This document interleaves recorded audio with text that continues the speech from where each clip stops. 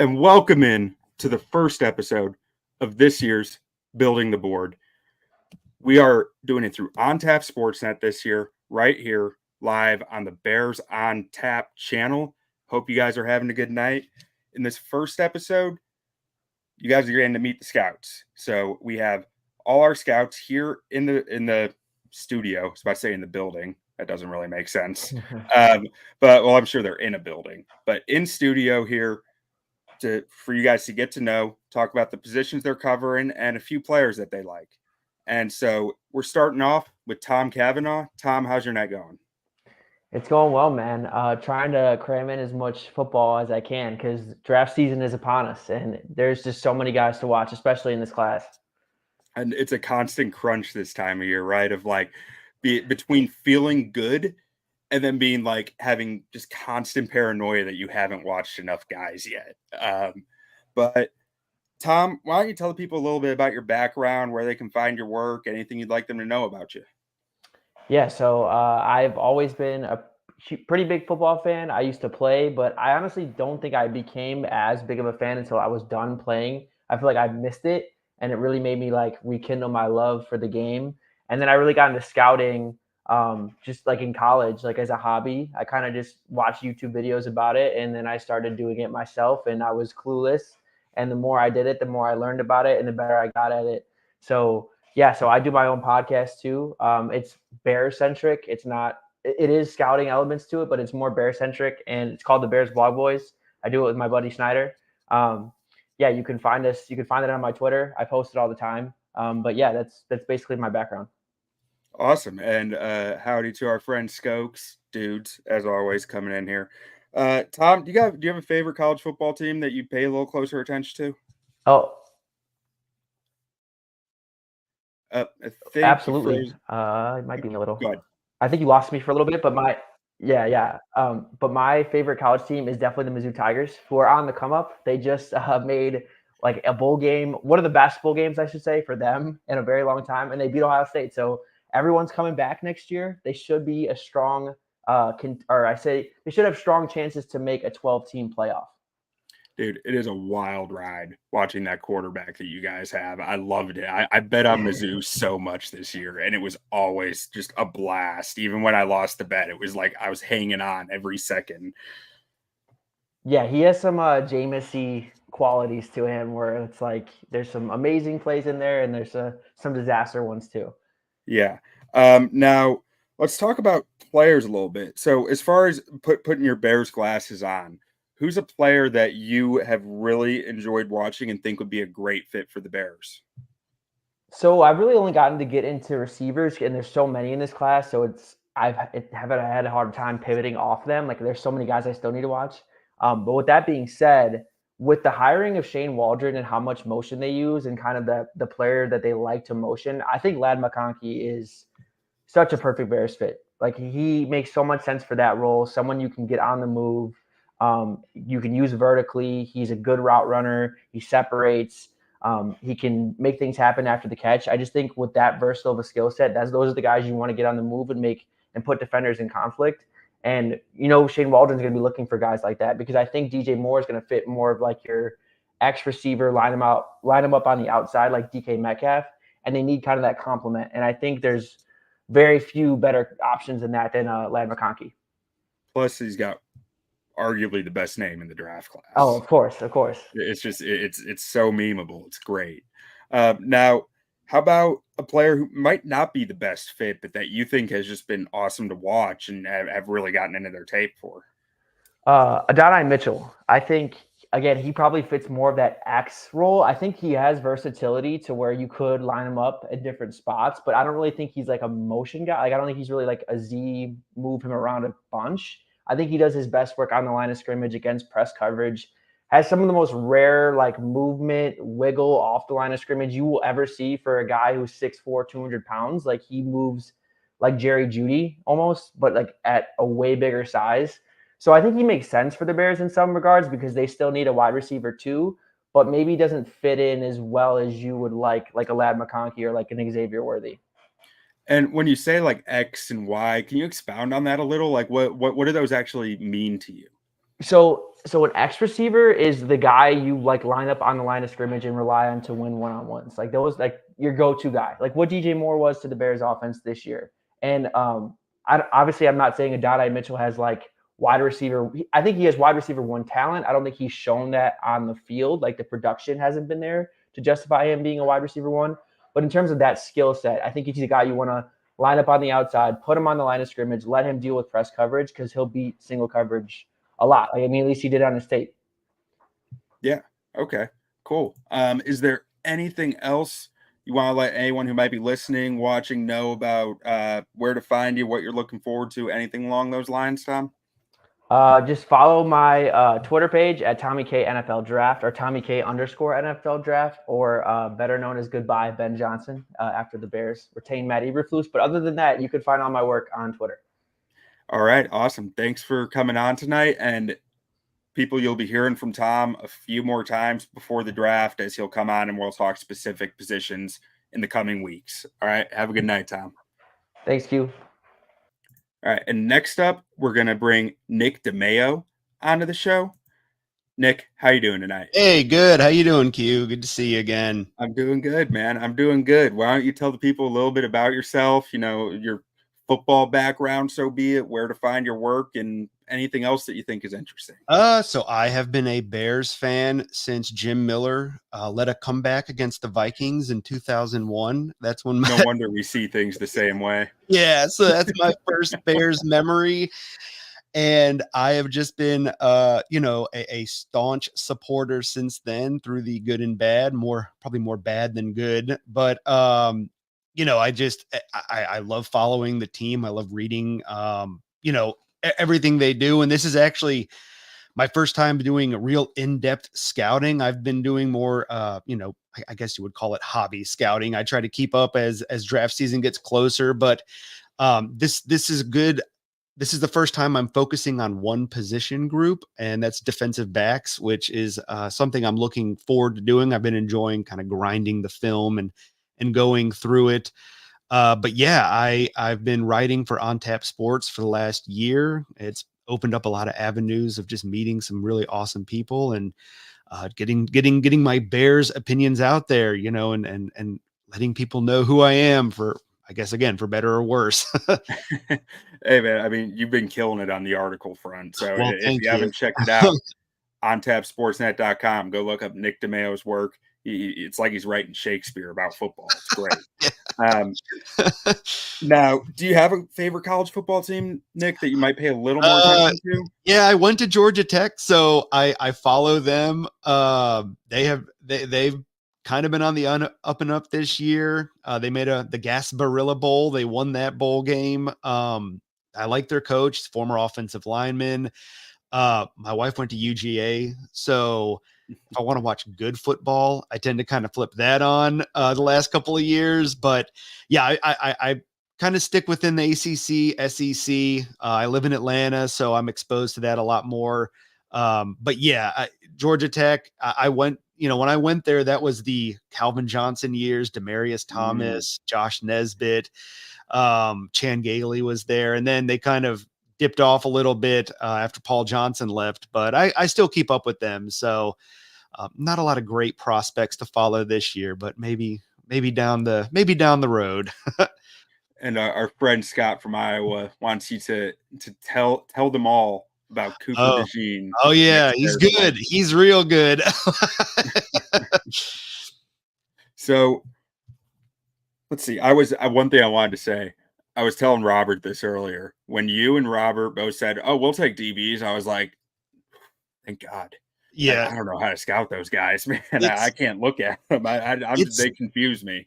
It's tough. It's a challenge because you're kind of having to put yourself in the defensive coordinator's shoes and try to figure out what everyone's assignment is, especially in zone coverages, and trying to figure out, especially in are they in a cover 3? Are they in are they splitting the field and they're running cover 1 on this side and then they're playing man on this side, or cover 2, so it's a little challenging. What I found is helpful is taking some guys like Cooper DeJean or Kool-Aid McKinstry, looking at their tape, getting a good base level for guys that know how to do it really well. And then when you kind of scout some of the other guys, you sort of see, okay, this is kind of where they're struggling, because you have a baseline of like, okay, I know what it's supposed to look like. So here's kind of where, this one might fall a little short in this area, because yeah, it's a little bit more of a guessing game with the defensive backs. And, I just scouted Nehemiah Pritchett with Auburn, and really good press man corner. One of the better ones I've scouted in this class.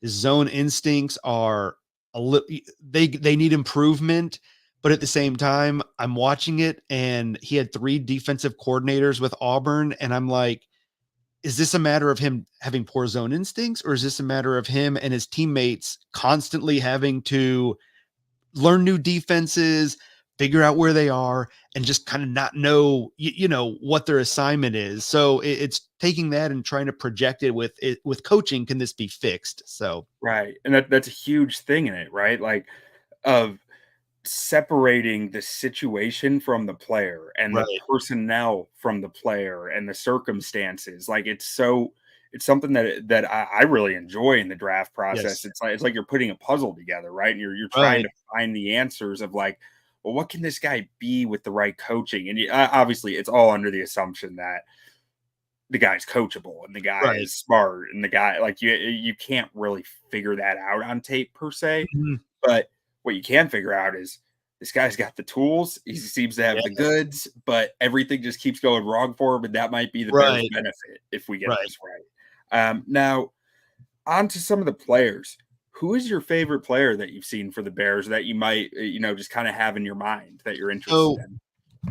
I guess I'll come at it with the caveat that the Bears have invested over the last couple of years a lot of precious draft capital in their defensive backfield. You've got Kyler Gordon, Jaquan Brisker, Tyreek Stevenson. So I'm not sure if you're going to see a day 1 or even a day 2 defensive back. So I'm looking for guys maybe on day 3, maybe undrafted for priority free agents. So one of the guys I really like is Trey Taylor from Air Force. He was a Jim Thorpe winner, big safety, rangy safety, good tackler, can play in the box, won the Jim Thorpe Award.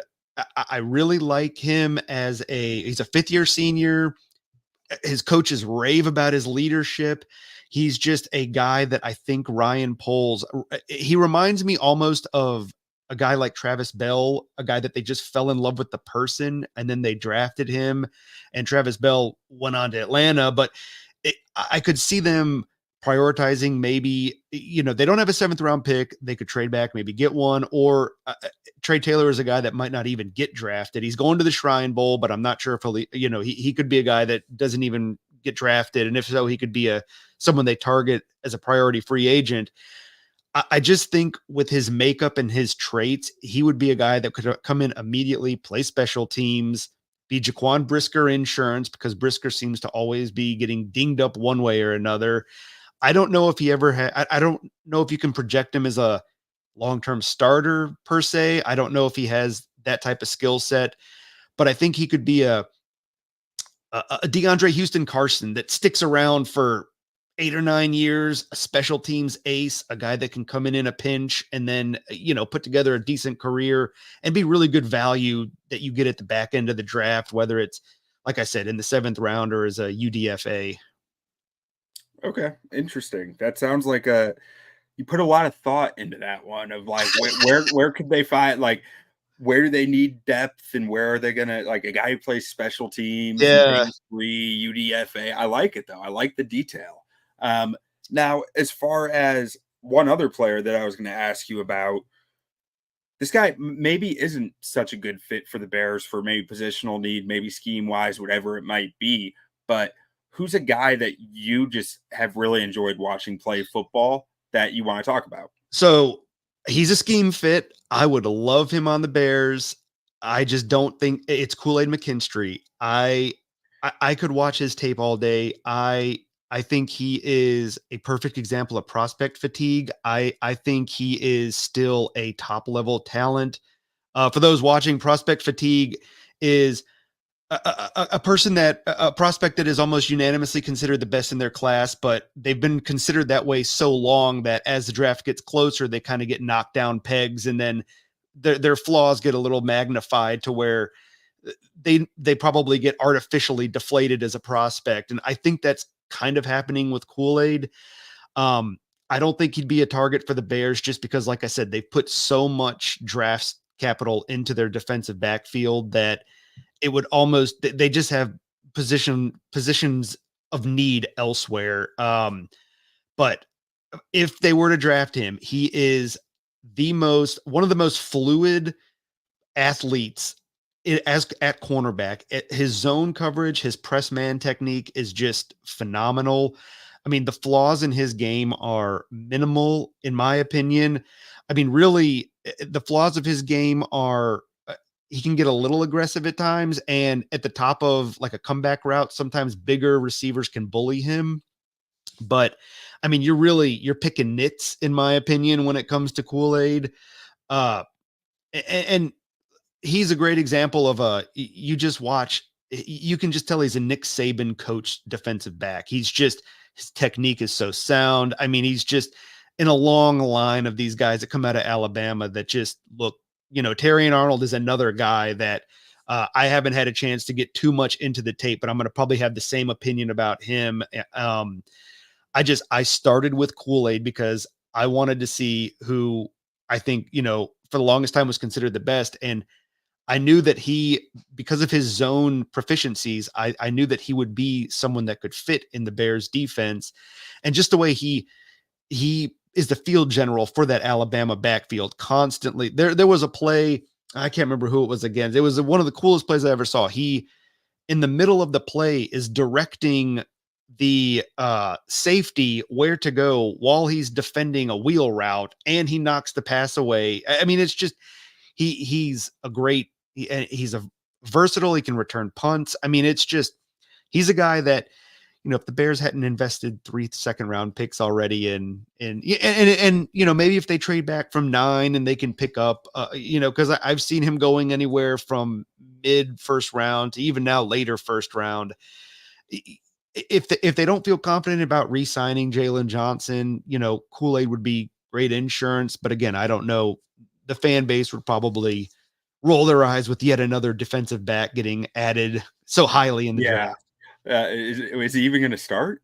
Yeah, exactly. I mean, because that was in my write-up. I said, well, maybe you could have him if you cut Eddie Jackson. Maybe he has some free safety versatility, but really, I mean, you don't want to put, that would be such a you could find someone in the later mid rounds. That'd be a waste of his talent, I would think. So, I would exactly. If is he even going to start? What do you? It's a sunk cost off the bat. So yeah, that's interesting though. I think I like your bringing up the concept of the prospect fatigue. I think that is very real sometimes. Yes. Like you see these guys who are, it's like, oh yeah, he's that good, but people stop watching him because of that, right. And then it's like they don't come back, start watching him until like right before the draft. They're like, what was I thinking? This guy is good. Yeah, happened to Andrew Luck. I mean, it was like I remember vividly going into the draft that there was, I mean, it may be for a couple days, but it was like, I think RG3 might be better. And then, it flipped pretty quickly, but it was, I mean, some of these guys that just, they're considered, I don't want to say generational. I think that term gets thrown around too loosely, but they're considered top of their class so early on in their careers that when it's time to get drafted, they kind of fall by the wayside because people are just tired of hearing about them. Yeah.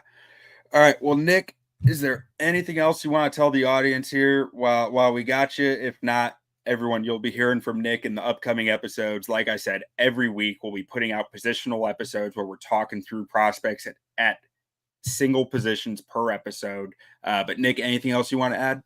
No, just you can follow me on Twitter at sniper_1154. I'm uploading videos and kind of just feedback on the guys as I scout them, try to get people a little more knowledge about these prospects. I know the defensive backs, like you said, is kind of one of those like gray areas for people because it's one of those weird things to look at. So don't shoot the messenger. I'm doing the best I can, but take it from me. It's not as easy, as it may seem, but I'll do my best to get you guys some sort of clarity on these guys. And, we'll see what the Bears do as it gets closer to draft season. All right. That we will. Thanks for coming on, Nick. Thank you, guys. All right. Next up, we will talk to Steve Letizia. Did I say that right, Steve? Letizia? You actually nailed it. Yeah. Not a lot of people get on the first try, so that's pretty good. Awesome. How you doing tonight, Steve? Doing pretty good. Trying to stay warm. Like Tom said, just watching as much tape as I can. You never can watch enough, though, especially with the Senior Bowl coming up next week. Like, I feel like I'm way behind, but just wait till like the MAC school the tape starts flooding in from them, and you're just like, oh, I didn't watch this guy or this guy or this guy. It'll be fun. Yep, for sure. Steve, why don't you tell people a little bit about your background, where they can find your work, what you try to do with your work, and anything about yourself that you want to put out there? Sure. Yeah. So I just, going into my background, I just always loved football, I played, when I was younger, but I like to joke that I was always a wide receiver at heart, but in a fullback's body. So football was never really my best sport. I played baseball throughout high school and everything. But I always just loved football. And then when I got to college, I wasn't playing baseball or doing anything else anymore. I got really into, the X's and O's and watching YouTube videos and just learning as much as I can. And I've always just loved the NFL draft. So, I started with just, watching, highlights of guys. And then that evolved into watching full games of guys. And now it's evolved into watching all 22 of guys and just constantly learning and adjusting and everything like that. So, but yeah, I started Chicago Football Connection. You can follow me on Twitter at CFC Bears. Started that just to kind of be like a Bears. It started more as like a Bears blog. It's really kind of morphed into more like a YouTube channel. So we do have a YouTube channel, Chicago Football Connection on YouTube. Make sure to subscribe to that and just follow me on YouTube, on Twitter at CFC Bears. I try to put out a lot of draft content, a lot of just Bears content. I try to be funny. Sometimes I hit, sometimes I miss, but how it is. It's all good content as far as I'm concerned, Steve. Yep. And speaking of the love for the draft, it's a sickness. It's really a sickness. Like you start, like you said, you start with the highlights and then you're like, man, how was I wrong about this guy? And you need answers, and you fall down this rabbit hole. And before you know it, you're spending 18 hours a day watching all 22. It's rough. Yep. And if you ask my fiance, we're planning a wedding right now, and she will tell you that I spend way too much time watching games on my computer, but she just doesn't understand. She doesn't understand. She'll learn. I went through that about 2 years ago. Very similar, similar response. But anyways, let's get to the football. Now, who is a player that you see as a great fit for the Bears and that you're really excited about the prospect of potentially adding to the team? Yeah, so I've been focusing a lot on the trenches. I do want to thank Nick and Rob for taking the defensive backs because that takes a load off my mind. So I've been focused on the trenches. So a lot of guys that I like, obviously the Bears have a need at center. Ask any Bears fan, they're going to say might be their number one need. So a lot of good guys I like, but one guy I'm going to be pounding the table for is Jackson Powers Johnson, the guy, center from Oregon. He's an underclassman, so he declared early, which surprised a lot of people, myself included. We thought he was kind of going to go back, but when you watch him, like if you do just watch, if not everyone's crazy and watches the All-22. If you just go and watch his like highlights, you'll see a ton of pancakes, just crazy great blocks. But he's so much more than that, and you miss that just by watching the highlights. Like there are guys like a few years ago, I liked Mekhi Becton from Louisville, kind of busted with the Jets. He hit a lot of pancakes on his tape, and it was really easy to fall in love with that, but you missed all the nuance in between. But with Jackson Powers Johnson, he not only has all those pancakes, which are so much fun to watch, but he has all the nuance on the plays in between those pancakes. So good with his hands, light on his feet, good size, everything really you want in a center prospect. He has that. And then he also, on top of that, has all those exciting pancake plays and really good combo blocks and everything like that. So he's a guy that I think is a perfect fit for the Bears. Now, he seems to be rising a little bit. Dane Brugler had him in the first round of his mock. So before it was kind of looking like he was second, third round. If he gets in that first round, the Bears probably don't have an opportunity to draft him, but still, he would be my guy that I'd be pounding the table for. Maybe if they could pick up an early second round pick with a trade back or trading Joseph Fields, whatever it is, he'd be the guy that I think they should target. And will he be at the Senior Bowl next week? He will be at the Senior Bowl. Yep. Yeah. So yeah, he's How he definitely a does guy there is we need to probably a watch. big differentiator between first round or second round, I would imagine. Yeah, it does seem like I think Brugler got a little ahead of himself with the first round. I think he's probably gonna, centers for a center to be drafted in the first round, you got to have pretty much flawless tape. We've seen Yeah. some really good centers like Creed Humphrey go into the second round, and I think he'd probably be kind of in there. But yeah, if he does go to the Senior Bowl and show out, he is only 20 years old. He's one of the youngest players in the draft.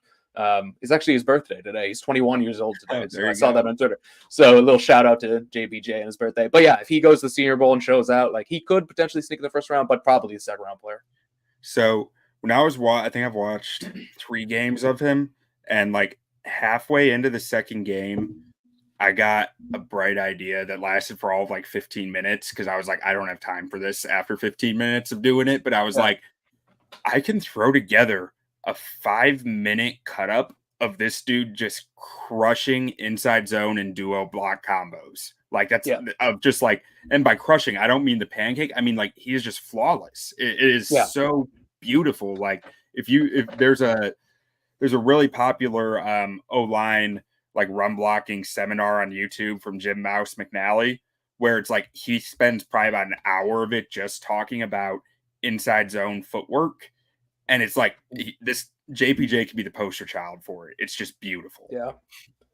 Yeah, definitely. So next up, favorite player that might not necessarily be a fit for whatever reason it might be for the Bears, but that you think is just someone that people should check out, should watch, should get to know as a football player. Yeah.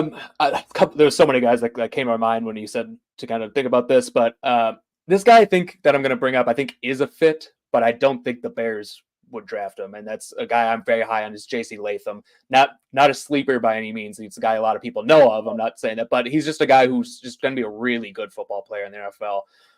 Probably one of the strongest players that I've scouted, going back a few years at least. Incredibly strong. He's listed 360 pounds, but he moves and looks like he's 320. He's got long arms. His long arms, and he uses them really well. When he gets his hands on guys, the rep's over, and he's just so strong. Now, where the reason I say he's not technically really a fit, even though I do think he would fit in their offense, is I think the Bears, just knowing how they scout offensive linemen, they're going to be higher on Olu Fashanu and higher on Joe Alt than J.C. Latham, in my opinion. So if they are going to take a tackle at 9, which I'm not sold on, but if they were to, I think it would be one of those guys, assuming that they're still there. So that's just why I think, he's just a really good player. And so whoever drafts him is going to get a really good player for a long time. I just don't think it's going to be the Bears. And if I could just do one more, because I couldn't decide on who to go with here, is a guy who the Bears pretty much have no chance of drafting, but he was the most fun guy I've watched this draft cycle, is Devondre Sweat, the Texas defense nose tackle. He's 360 pounds. He's a prototypical 3-4 nose tackle, which the Bears don't need. But he's just so fun and so strong and so disruptive. And he is a lot more athletic than he's given credit for. You see him. If you just look up his draft profile, you're going to say, "Oh, that's just a 2-down run stuffer," but I think he can be more than that. So I just wanted to give him a shout out. No, probably no chance the Bears draft him. I want to do a write up, but I know it's a waste of time because the Bears won't draft him. But yeah, he's just a really good player. I really like watching him. Yeah, no, he's fun. The athleticism just shines sometimes with him too, and you're like you get Jordan Davis vibes on occasion from him, which is just impressive for anybody. And on J.C. Latham, I'm pretty sure he's going to be our building the board offensive tackle 1, because you have him at OT1. The difference for me between him and Joe Alt is nothing. Alt is barely hanging above him in my grade. So because we're the 2 O-line guys, I'm pretty sure J.C. Latham's going to be the top offensive tackle on our board. Yeah, no, I do have him ranked pretty high. So I still have to, finalize my ranking. So it's possible that, comes down just a little bit just to get him more. But yeah, I mean, you can't go wrong with any of those top offensive tackles, really. No. Latham, Fashanu, they're all hell of a players. Any one of those guys, no matter how you rank them this year, would be offensive tackle 1 last year. Yeah, absolutely. Pretty without question. So it's just such a good and then there's probably 3 or 4 more guys we could talk about as well at the offensive tackle position this year. But it's such we'll have an episode that is dedicated to it. So Oh, yeah, we'll get we have to. Yeah. All right, Steve, anything else you want to let the audience know or remind them about? Make sure to follow them on Twitter at CFC Bears, Chicago Football Connection on YouTube. Anything you want to add, Steve? Nope, that's it. Just follow on Twitter, and we'll be tweeting out videos and scouting reports and everything. All right, awesome. Thanks for jumping on, Steve. We'll talk to you soon. Thanks, Hugh. See ya. All right, and next up, we have our very own Ron Luce. Our audience is familiar with Ron already. Oh yeah. How you doing tonight, Ron? I'm good, Q. It's always a pleasure to talk to you, even if it's just for a few minutes, man. It's good to see you. Yeah, absolutely.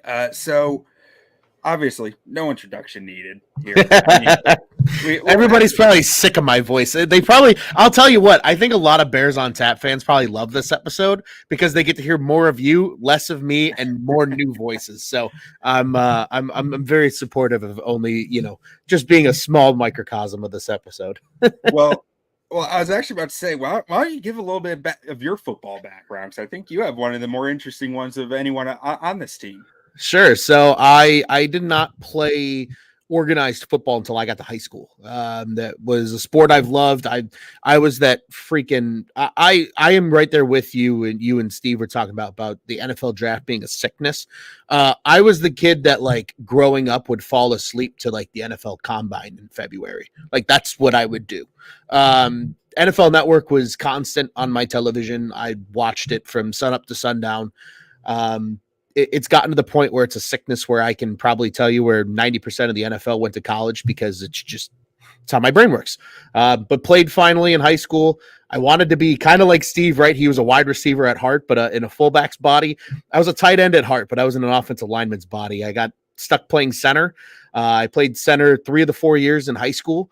Recruited as a center. I went and played NAIA college football over at St. Xavier University, which anybody in the Chicagoland area has probably at least heard of or is slightly familiar with. Played there for 4 years. I started as a center, but I played all 5 spots on the line, and I love the big hogs. But I'm kind of enjoying this draft process, Q, because it forces me to get a little outside of my comfort zone, which I'm enjoying. Yeah, and what are the positions you're covering, Ron? We're doing running backs and tight ends. And I'll tell you what, Q, we did a lot of work when I was in college and in high school with the running backs and the tight ends, right? Because the offensive line works so in unison with them because of the inline, because of the run game. So it's kind of cool to be able to take that step back and look at it from that standpoint of, I can tell if it's probably a bad block from the line and it might not be on the running back, or maybe the tight end is a good blocker. And that's something that some people might not have the same expertise and insight into. So running backs and tight ends, but it's kind of a fun group to watch film on, truthfully. So I'm getting really into the weeds here on these guys. So last year I did tight ends for this project, and there's one thing I really learned about tight ends is everyone has a very different opinion of how good each tight end is at blocking. 100%. It's because it's different, right? I would almost make the argument, kind of going back to what Nick said a little bit earlier in the show. Spoiler alert, everybody. We've been hanging out in the green room. But I think Nick Tomato brought up a great point with DBs, right? There's so much of the wiggle room of, well, what's expected of that player. I think tight end is very much a position that way, because you go to a school like the University of Iowa, your tight ends are expected to block like their offensive linemen.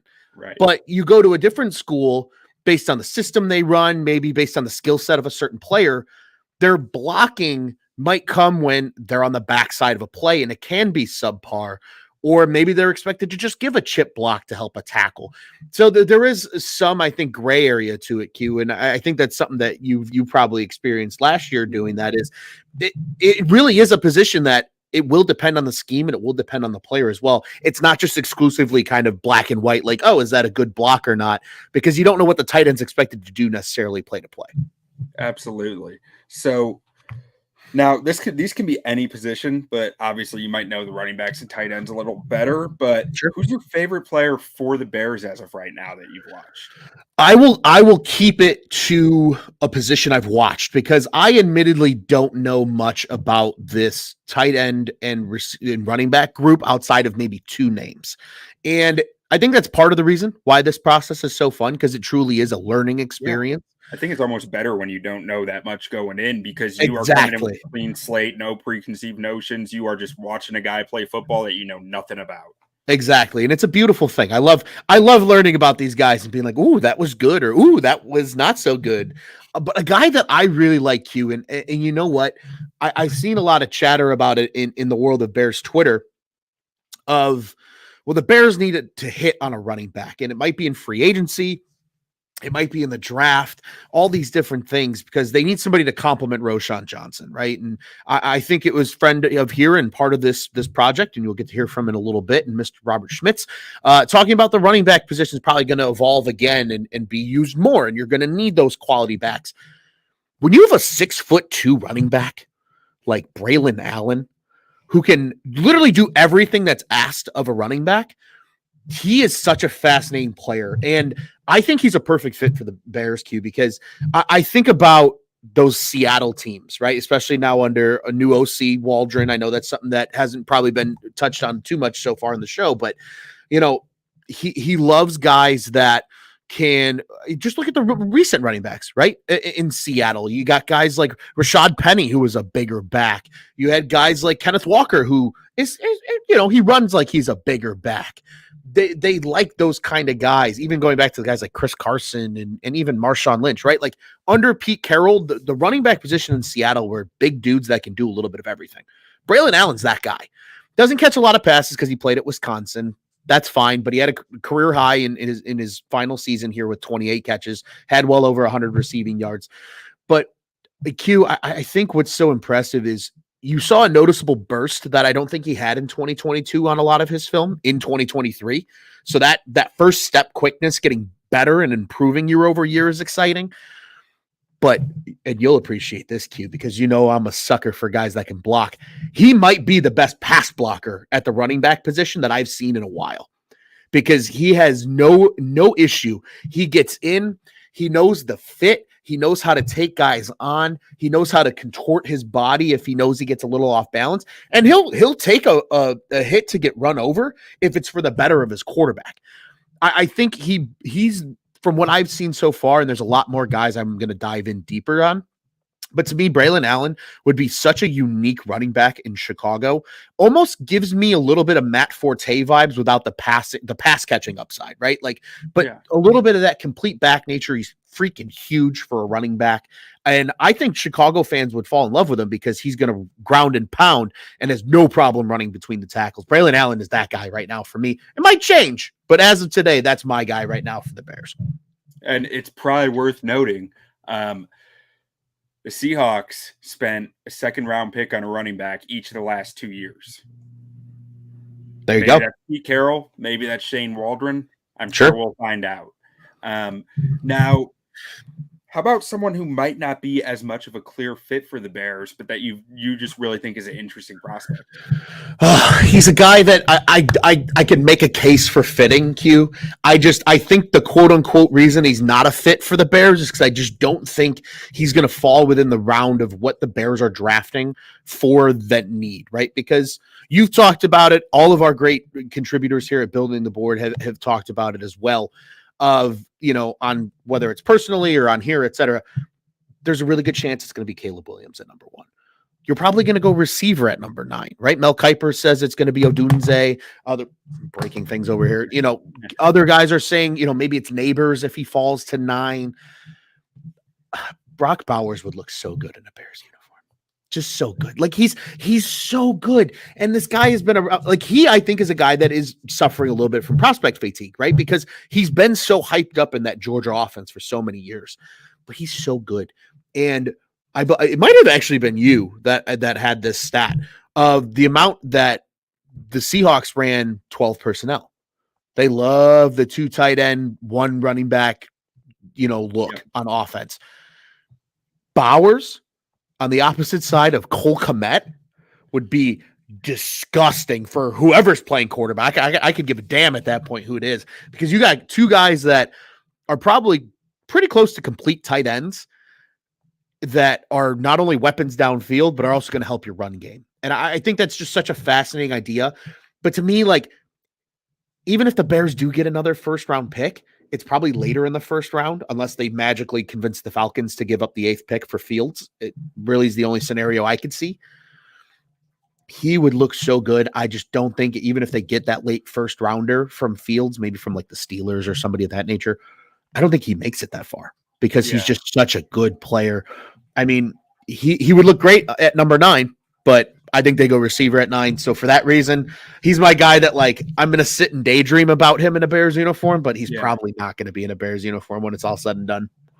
Okay, cool. And then do you want to talk a little bit about Shane Waldron while we do a little Bears on tap? A little improv Bears on tap. We get to our and anyone who is sticking around for the last 2 scouts, we have them coming up after this, but I think we can segue just a couple minutes here to Shane Waldron talk. Let's do it. So I don't know about you. I mean, I feel like the Bears got the best option that they could have possibly, like, from the day that they said Matt Eberflus is back. I feel like this was probably the best option that you could realistically have. I think I said Brian Callahan, but he's head coach of the Cincinnati Bengals now, so that was never really an option. Yeah, I was going to say Callahan getting a head coaching gig is certainly a big one. Q, I have to agree with you. I think Waldron was the best hire the Bears could make. And I know it's the running joke now, I feel like, on the football front of everybody hates their offensive coordinator because it's entirely true. But I really do believe that based on just his experience, the diversity of his background, the obvious numbers that teams have put up with him as the offensive coordinator over the last 3 years up in Seattle, to me, there is so much to be said for that pedigree. And also, it's kind of refreshing that we don't have a Luke Getsy situation again of a guy that's never called plays before. I think having that experienced hire as an OC, especially coming in with a defensive head coach with literally the guy said he's going to call the defense in 2024 again and still have a DC underneath him. I think to be able to have a guy that truly knows what he wants to do, worked with Jared Goff, and this was right out of your mouth off of the X app. Again, people, if you aren't following Butkus Stats, I don't know what you're doing. You know, we're all promoting where you can find us. Be sure to find this guy too. I keep forgetting you're backwards on my screen. But Waldron has had success with Geno Smith. He's had success with Russell Wilson. He was there when Jared Goff was with the Rams as a young quarterback. He's got this such diverse experience of journeymen, guys that were homegrown talent developed, working with the youngster, working with the veteran. He truly is the blank canvas that the Bears need, I think, at OC, where it doesn't matter if it's going to be Fields at quarterback, if it's going to be Caleb Williams, if they went completely balls off the walls and did like a Kirk Cousins in free agency type thing. I think Waldron's the one OC that when you looked around at the choices they had, that you could say he's going to be able to find a way to work with every single one of them and hopefully get the best out of them at the end of the day for the Bears. Yeah, absolutely. And I mean, I think it cannot be understated. If you want a experienced play caller, where do you find experienced play callers? Cliff Kingsbury is an experienced play caller. Oh, no, we don't want him. Greg Olson, experienced play caller. No, he stinks. Yep. But you get this guy, and the reactions are kind of like, meh, he's okay, which means he's probably good. Yeah. Right? Like, that's probably what that means, because all the other options of experienced play callers out there, you want Jim Caldwell? I mentioned Jim Caldwell in our last episode as like, that's an experienced play caller. Yeah. Like, it's not a sexy hire, but it's experienced. The sexy hires that are experienced play callers don't come available. No, they become Shane head coaches. Waldron doesn't come available. The only reason Shane Waldron's available is because Pete Carroll decided he wanted to call it quits and retire. It's not because Seattle didn't want him anymore. Yeah, retire. Even though he's apparently still looking at like other head coaching jobs now. Interesting.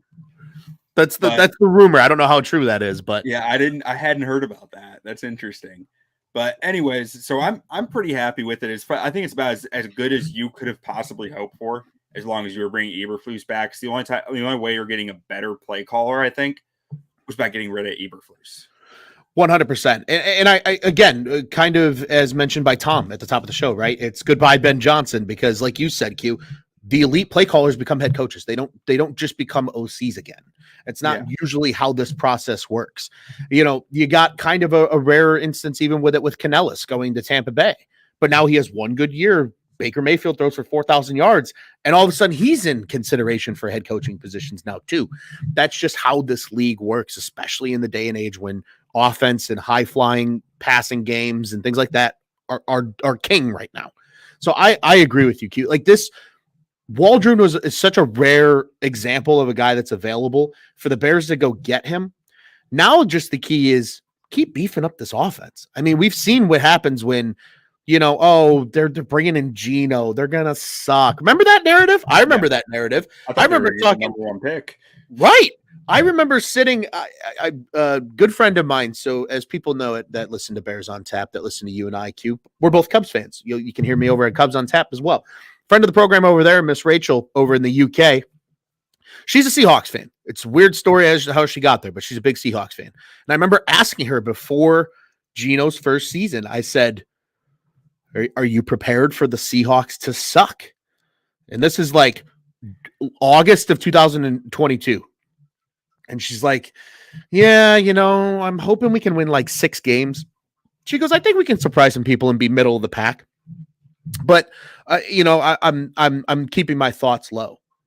And they made the playoffs because you had the Tyler Lockett's, you had the DK Metcalfs. This year they go out and get JSN to add to that fold. They had a really good offensive line because they drafted 2 stud tackles in Cross and Lucas.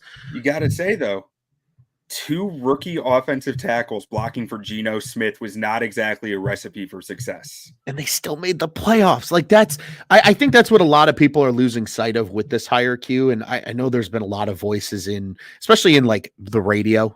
I'm not going to call out names, but people know what I'm referring to, that just don't like this hire. And I don't get that. Like, yes, it's not a guy who's a new mind. It's not the Robinson hire from LA, a guy that you liked very much, truthfully, when we were discussing this just a few weeks ago on the show. But I think I can't agree with you more, Q. Like, I think all things considered, this was the best possible hire they could pull off for the circumstance. They nailed it. Now, just I hope they do a good job in not only free agency, but also in the draft. I think so. We're all so focused on the draft, right? At building the board. I think a lot of Bears fans are too. Like, there's still free agency and the Bears still have a shit ton of cap space. They can improve this offense and even this defense through free agency as well. I just hope they give Waldron a Seattle-esque type talent pool, especially on the offensive side of the ball, and then say, do your thing, man. Because if whoever's at quarterback has the same level of success that Russ did before he got hurt with Waldron, even as Geno did, and even as Jared Goff did in those early days with the Rams, shit, you and I are gonna have a real good time on Bears on Tap next year, Q. That's what that's gonna mean. So I'm optimistic about it. I really am. I think too, as the days go on and the more like numbers you look at, and the more just research you do and things like that, like, and the more even just thinking you do, I think as a fan, as an analyst, whatever you want to call us, I like the move more and more as time continues to pass with the and then today it became officially official as the Bears made it official. So he's locked in. He can't go nowhere now, and hopefully it transforms a Bears offense that's been quite anemic for quite some time now. We hope. All right. Do. Well, thank you for coming on, Ron. And Absolutely, man. We gotta get to our final 2 scouts here. But is there anything you want to let the audience know before you head out? I just look forward to being a part of Bears on Tap throughout the offseason with you, sir. It's always a pleasure talking football with you. This is always a blast. But B, I highly encourage people. Again, maybe you're not used to covering the draft process. Maybe you're one of those that likes to just show up on draft night with your friends and just watch and see what they react. And come in informed this year. And what better place to do it than with the Building the Board guys? This is. I feel stupid being a part of this group. Like, I feel like I don't know ball. I don't sit here and be like, well, I know more ball than no. Like, this is the, like, and I mean this in the best humanly way possible, the most football nerdy group of people I've ever worked with. And I'm so excited for that. So just highly encouraging everybody, seriously, like, these articles are already going out over at OnTapSportsNet.com. We're going to have the breakdowns here, pretty much position by position, as you noted, Q, with all the participants in this project. Tune in, be informed, so that way on draft night, when you're with your friends and your buddies and the Bears make a pick of a guy that you heard probably a lot about here on Building the Board, you can sound like the smart one in the room because you know what you're talking about. Because again, one of the greatest collection of football minds I've ever sat in a StreamYard with. So I'm excited to be a small part of it, man. I know I'm probably not going to do as many film breakdowns as a lot of you guys are, but still excited nonetheless. If people aren't following along with building the board, I don't know what the hell they're doing. Awesome. Love to hear it. Love to hear it, Ron. And you have yourself a great night. You too, Q. Always a pleasure, buddy. We'll talk soon. All right. Talk to you later. And now we are going to go ahead to get to some of our pre-recorded scouts. We'll start out with Robert Schmitz here. Now we'll talk with one of our scouts, Robert Schmitz. How you doing tonight, Robert? Man, I'm doing okay. I mean, it's so funny when we talk about something like this, right? Because I am going to be one of the DB scouts, among other things. But it's always wild to me how few people want to watch defensive backs, despite the fact that in a wide receiver league that we're starting to see unfurl before our eyes, you need quality defensive backs or you're not going to be able to shoot with anybody. And it's awesome seeing what the Bears are building right now. I don't know if they're actually going to take a defensive back within the first 3 rounds, but there's still some sweet ones. Yeah, and I am thankful that you and Nick rose your hand early to take defensive back because I don't trust my eval skills on defensive back. I know what I'm looking at other spots, but defensive back, I get a little confused on. But Robert, why don't you tell everybody a little bit about your background with football, where they can find your work, and maybe your favorite college football team in there? Sure. Okay. So I've been writing about football since the 2018 Chicago Bears season. I mean, that's when a whole bunch of us got started because there was excitement around the team and so much reason to write and podcast. And that's where I guess you'd say I'd cut my teeth. And I filled in as one of the all 22 people, I guess, on Twitter and Windy City Gridiron, but have since moved on to the Bears blog and working with On Tap Sports and you guys, which is awesome. And it's been a journey. I mean, you get a little bit better every day. Sometimes you misrecognize a route and then Kurt Warner calls you out on Twitter and it's a funny interaction all the same. But of course I'm sitting there going, oh, how did I miss this? Right. So I'm sure that I'm going to let some takes fly. I mean, I'm really working, Q, to not get twisted up with what other people have graded these guys, because that's so easy. Right. But Right. Part of what made our formula work last year was being true to the grades that we gave out. And I thought we put together a really good board last year. So I've been watching my Baylor Bears lose over the last year or two. So in terms of favorite college team, it's nothing crazy. But I've got a couple guys that I did want to talk about, if you don't mind, just in like Yeah. what I'm seeing for the Bears and a couple guys that I could find as you go. Yeah, just go ahead and shoot for it. Sure. Okay, so one of the positions that I think the Bears need desperate help at is safety. Look, I love Eddie Jackson. He's literally one of my favorite players on the Chicago Bears and has gotten all kinds of undue hate over the last 2 or 3 years, I'd say. But he's getting a little old. And when you lose a step in the NFL, sometimes that's the difference between the free safety being there to scoop up a 10-yard tackle, or like we saw against the Packers game, he's just one step behind and Bo Melton darts inside and turns it into a 25, 30-yard explosive. Free safety is a cruel position. If we got any hockey fans in the chat, I mean, free safety is a lot like goalie, where nobody gives you credit when things go well and everybody wants to blame you when things don't. But one player that I have found is an Auburn safety named Jalen Simpson. And oh my word, Q, has he got instincts. His tape reminds me a lot of Jair Brown from last year, Penn State DB. He attacks crossers beautifully. He sees the play developing before it happens. He's exactly the kind of player that I think the Bears need to put next to Jaquan Brisker. And hey, if the Bears don't want to cut Eddie Jackson, I'm not going to be upset about it because he could easily be a DB leader in the room. But their second safety right now is still Elijah Hicks. I mean, we can do better than that, right? Yeah, I hope so.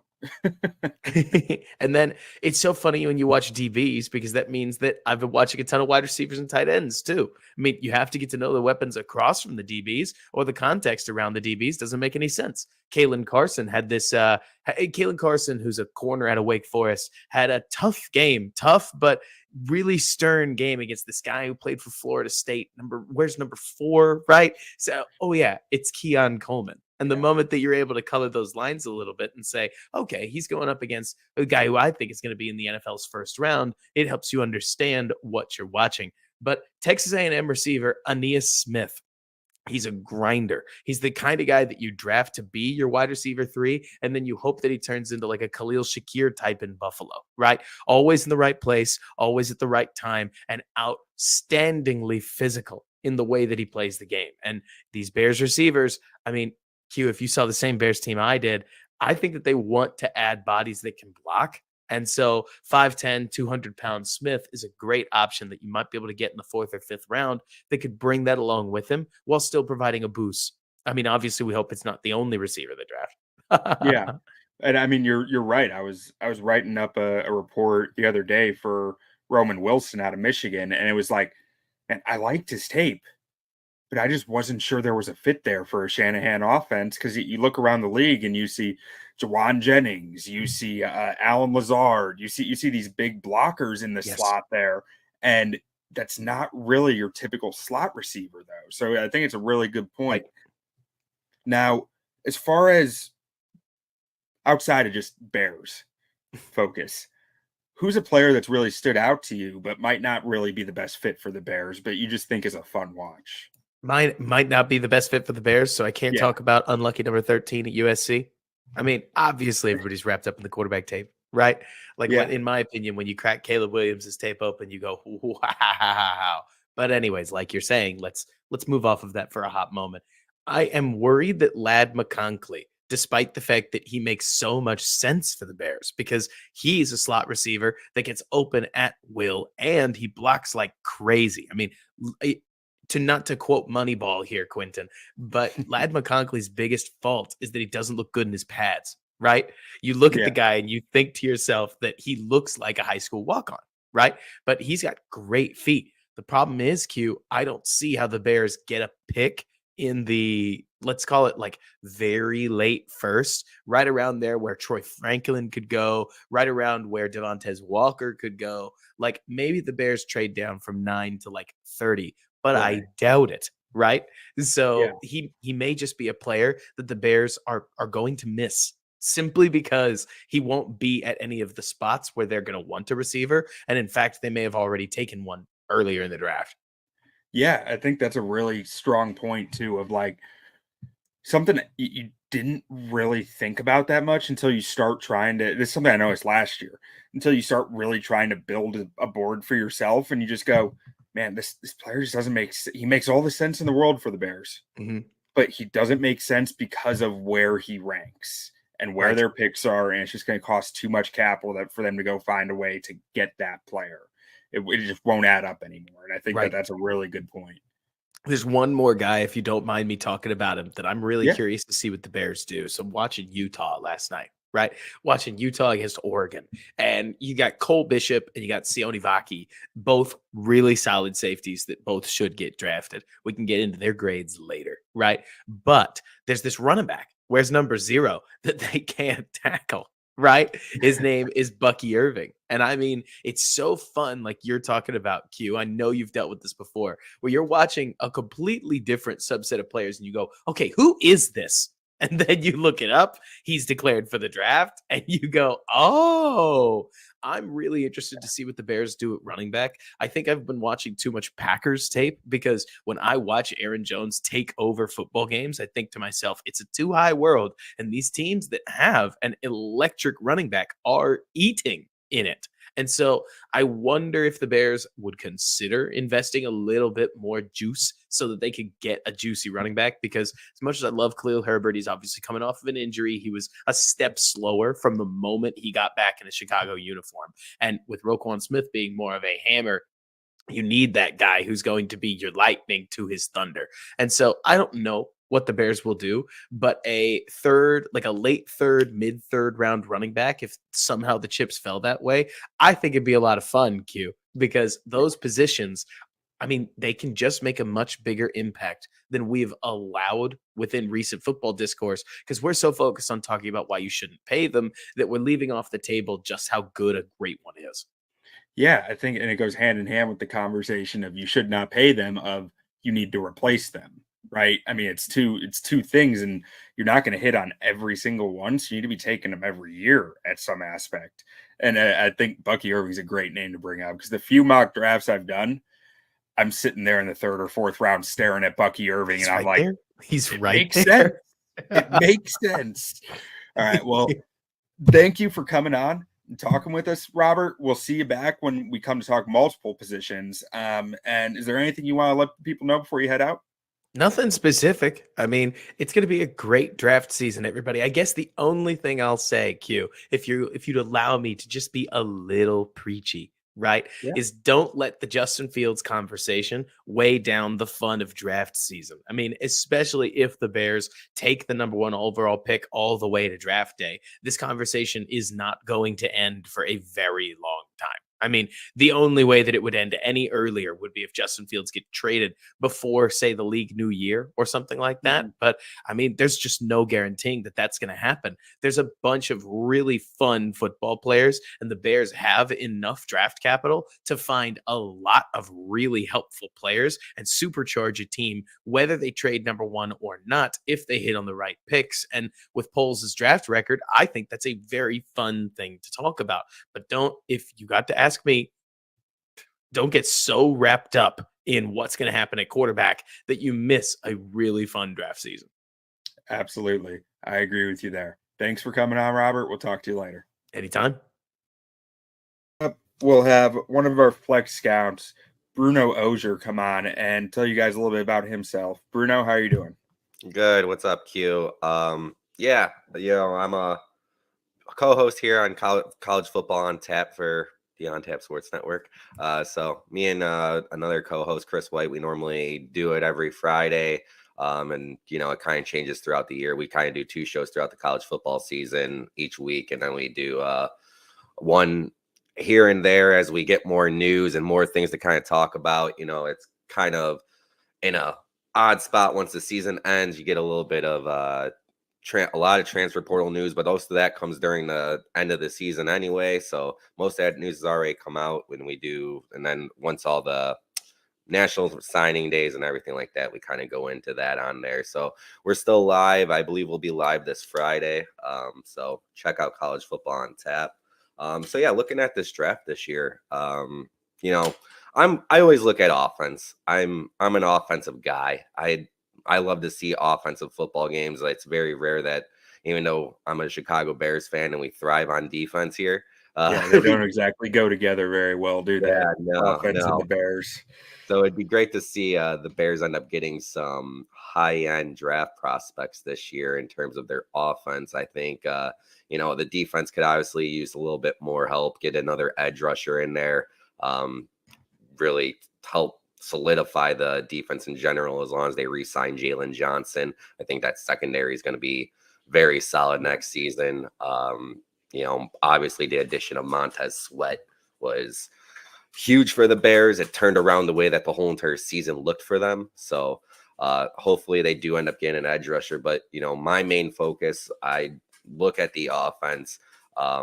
Guy that I'm really excited about this year for the Chicago Bears, possibly, as we don't know who we're going to go, what we're going to do at quarterback. It's the biggest debate there is. Like, are they going to go Caleb Williams? Are they going to trade down? What are they going to go after Marvin Harrison Jr. like most of the world wants? I mean, at least it seems like most Bears fans want Marvin Harrison Jr. over the Caleb Williams thing, but the loudest ones do. Yeah. So when I look at it, I feel like the Bears are going Caleb Williams.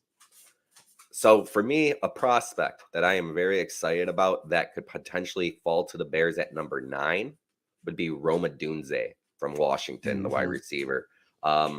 Reason why I am just very excited about him and seeing how his combine goes is the dude, besides the national championship game, which I'm not putting it on him, never has a dud game. He's always, he could pretty much fill in anywhere. He does the slot. He's on the outside. I think he was in the slot 30% of the time this season, 70% on the outside. So he's flexible. He's able to move around. He's got the ability to go up and get the football and get any football at any time from any corner there's a very good chance, and I'm not saying it's going to happen, but I really would not be surprised at 5 years down the line, we're looking at Rome Odunze being an elite wide receiver and ahead of Marvin Harrison when it comes out of this draft. I don't think that it's impossible at all to think that. And I know that, he's probably number 3, number 4 on a lot of people's boards in terms of wide receiver right now. Malik Neighbors is probably number 2 on most people's boards. But I would put Rome Odunze number 2 on mine. I still think Marvin Harrison Jr. is going to end up being a better wide receiver, but I just don't think that it's impossible to look at Rome Odunze coming out as the elite wide receiver out of this class, which I know it's super deep class. I mean, there's a lot of guys that could come out and shock you. I mean, I said something earlier in the group or earlier this week about Troy Franklin, how he's very interesting. There's a lot of things that he can't do because of his frame of his body. And if he hit the gym a little bit more, probably would make him a better prospect as well. But his speed and everything, his ability to just bust coverages, it's going to be interesting to watch him as well. But Rome Odunze for me, for the Chicago Bears. If we go Caleb Williams, that's what I want to happen at number 9. I think that's kind of the dream for me, that, if you get Caleb Williams, that Rome is there for you at 9. I'm really kind of praying on that one that works out. But it's interesting. You talked about, how he ranks in comparison with like Marvin Harrison Jr. and Malik Neighbors. And like, man, I'll tell you, the more I watch these guys, the more I start to feel like, man, the margin between them is so thin, all 3 of them. And it's like, it's just, flavor of the week. Who do you like more? And obviously, like you said, Marvin Harrison Jr. probably does stand a level above the other 2, but like, there are moments on tape that make you say, I don't know, does he? Like, yeah. I'm not completely sure. And that's just something like, normally not huge on watching Pac-12 football, even though this was the last year of it. But this year was the best year of Pac-12 football. And at least from my own remembrance, because I watched so much more of it this year, because it was just everything. They had all the quarterbacks. They had everything that you could possibly imagine in that conference. I'll tell you this much. It's going to be the best year for the next 20 years at least. Yeah. Yeah, you're right. Unless they change it over, I think the Mountain West could become the Pac-12, but that all remains. I haven't stayed up to date at all, but I just thought that was a funny joke. Yeah, but do you have a favorite player that you've kind of seen who maybe isn't a fit for the Bears, but that you just really love the guy, like you love watching the guy play football? So I'm going to be very, very homerish on this. If you watch college football on tap, I'm a Notre Dame fan. I got a Notre Dame hoodie on right now. And he's a middle round guy, but running backs, they're not really loved anymore in terms of the NFL, in terms of where they're drafted even. Audric Estime from Notre Dame, though, I honestly, there's just something about him in the way that he plays football, the tenacity that he runs with, that I just love. I love watching a lot of Notre Dame players, and I pick and choose my favorite guys because I am a huge Notre Dame fan. But this guy just literally blew me away all season and everything he is capable of doing. He's 5'11". He's not the biggest guy, but he's the same height as Bijan Robinson with a little bit more weight than Bijan Robinson. The dude is built like a tank. He looks like Derrick Henry, just a few inches shorter. He has that. He looks like a guy who could really come out there and be a part of something. I'm not saying he's gonna be Bijan Robinson, but I think he's very capable and he's very underrated. Just from being able to look at the eye test every day, I think his combine is going to be something to watch. I can't wait to watch him frickin' lift weights even. I just want to see this guy bench because he is such a freaking tank. If you have not seen how big Audric Estime is, just go look at a picture of him and see how big this freaking dude is. And you're just like, damn, and this guy's a running back. He has the ability to run through people. He's not the best pass catcher, but if he is going to be able to get yards after his first hit every single time, he's going to be someone that may be a number one running back, obviously in a two-court running back system like most of the NFL is nowadays, but I think he has the ability to be a number one running back in this league and he could be Bijan Robinson. I saw a lot of comps to him to Tyler Algier, and Yeah. I don't know about that. I mean, I think he might be a little bit better than that. I'm hoping he's better than that. But that's the homer in me. So, but yeah, I mean, I've literally I sat here and I was looking. I'm like, man, who is my favorite guy in this draft? But when it comes down to it, when I'm looking at like the late second round, third round, fourth round, I mean, they have them all over the place wherever I've kind of like looked around.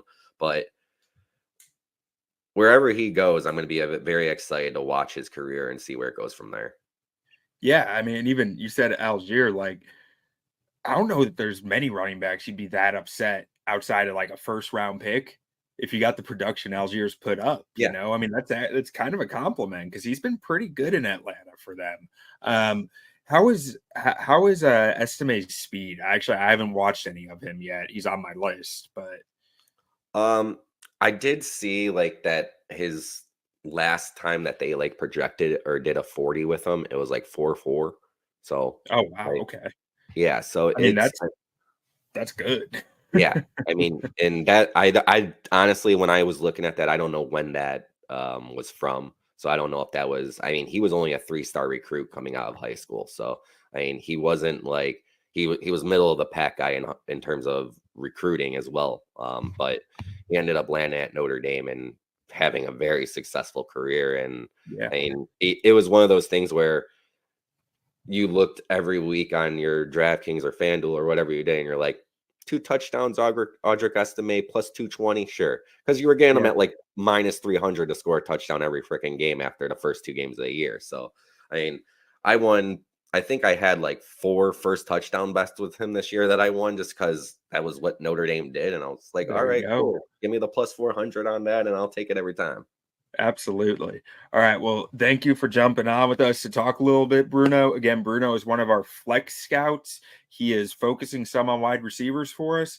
And also, just part of his job is just if someone can't make a show, someone can't do something, we're going to find a time with Bruno to make sure that he can, to make sure we're getting episodes out to you guys. So we appreciate it, Bruno. You have a good night. Yeah. Thanks, Q. You have a good one too.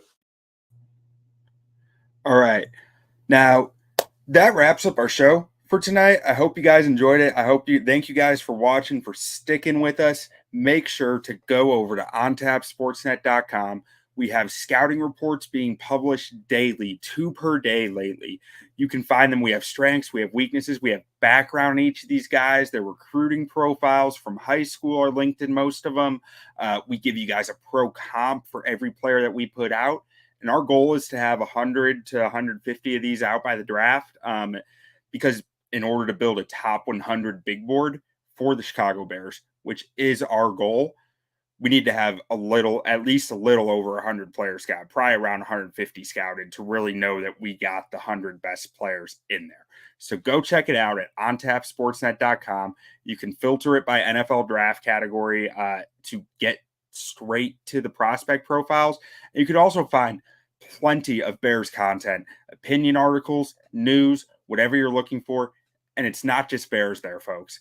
We got Bulls, we got Blackhawks, we got Cubs, we got White Sox, we got Chicago Fire, we have a gambling section, we have a college football section. So there's all sorts of content you can find over there on tapsportsnet.com. You can subscribe to the YouTube. Make sure you get these episodes every week. We're looking to do 2 episodes per week to you guys, 1 position group per episode. And we will be coming to you live from the Senior Bowl next week. 3 days of practices. We'll be live after each practice, giving you our thoughts, our breakdowns, what we saw out there. Myself, Robert Schmitz, and Steve Letizia will be there on site in Mobile, Alabama for it. So thank you guys for watching again. Make sure to subscribe, like, comment. Let us know what you think. Let us know players that you think we might be forgetting about or not seeing.